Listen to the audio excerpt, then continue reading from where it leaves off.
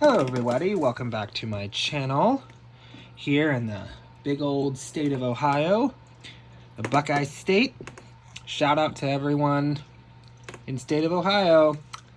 But anyways, I wanted to take this video to talk about probably one of my most favorite houseplants ever. This is called a Fittonia, or sometimes you might see it called nerve plant. This is a beautiful, beautiful plant. Like, let's just look at this veining. This is just so, so beautiful. And I've actually had a number of these over the last probably couple years or so. And personally, I think they are pretty easy as long as you remember a few things. So first off, I wanted to talk about what lighting these guys like. They seem to be somewhat flexible in how much lighting they want. So they seem to do better under more bright light, I want to say.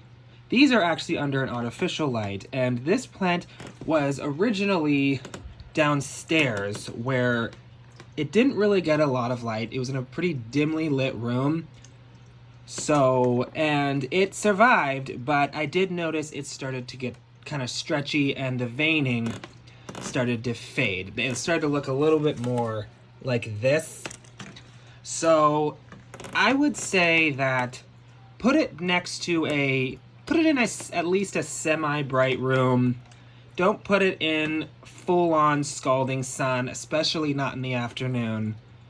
But they do need some light in order to stay healthy.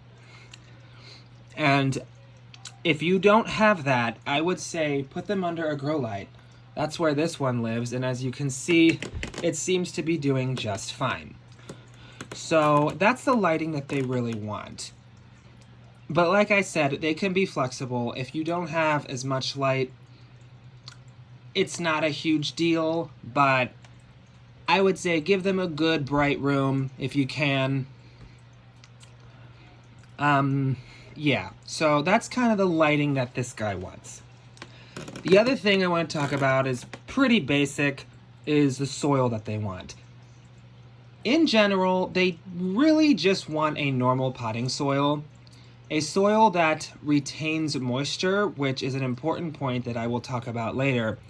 But they really want, they don't need anything really special. It doesn't need to be anything fancy, as long as it holds water, but as long as it is also not waterlogged either.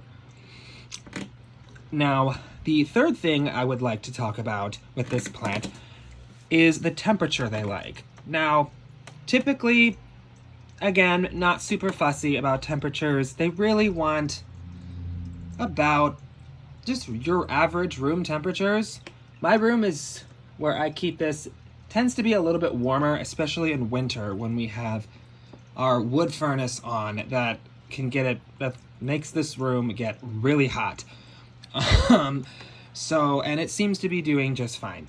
But typically, normal room temperatures are fine. Do not place this next to a cold window or any like drafty areas. They will not like that. Don't put it next to heating vents or anything like that. They will not be happy if you do that. Now, the fourth thing I want to talk about with this is probably the most crucial thing to remember about growing this plant, is the watering. This plant is not drought tolerant. I'm just going to say that right off the bat. This is not a drought resistant plant.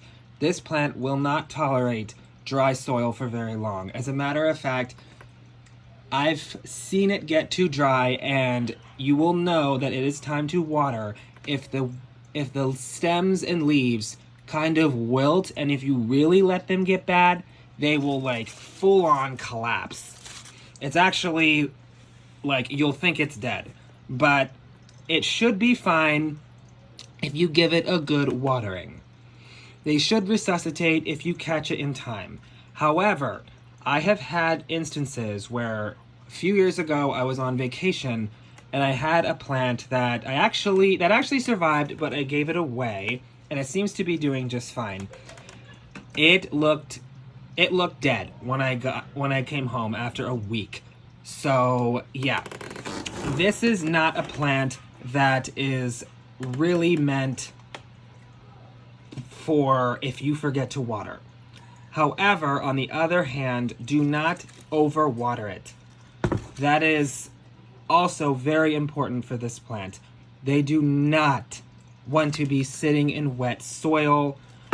They don't want that either, so it is kind of a delicate balance.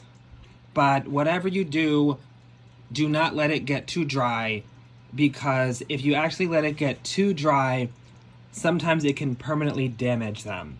And I can testify to this. I had one, again, like I said, I gave it away, and it didn't look pretty even after I tried to water it, and some of the areas were permanently damaged. And while it did eventually recover, it can really take a toll on them. So yeah, this is the point I want to hammer home with this plant. They really want to be moist at all times. Don't let them get too dry or let them get too wet. Now, the next thing I want to talk about is fertilizing. These, I would say, if you follow the same fertilizer regimen you use with your other plants, with your other indoor plants, they should do fine. Or what I would like to do, and I think I'm going to try it again, although this was just repotted, so it may not need it, is you can put a slow release fertilizer in the top of the soil, scratch it in to like the first inch or so of soil, and that should keep you good for at least a couple months, if not the whole growing season. So yeah, I mean, and I usually only feed them during spring and summer. However, I have started fertilizing these under the lights. I have started feeding them during winter if they are under the lights. And they seem to have responded pretty well, although I'm not sure if that's necessarily the fertilizer or something else. But if you only feed spring through summer, that's really about it.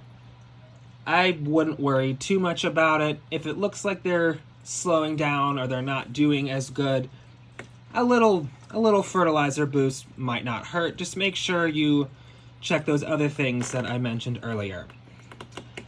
Now, the last thing I really want to talk about is repotting. Now, these guys don't seem like they need to be repotted. I did just repot this from its original nursery pot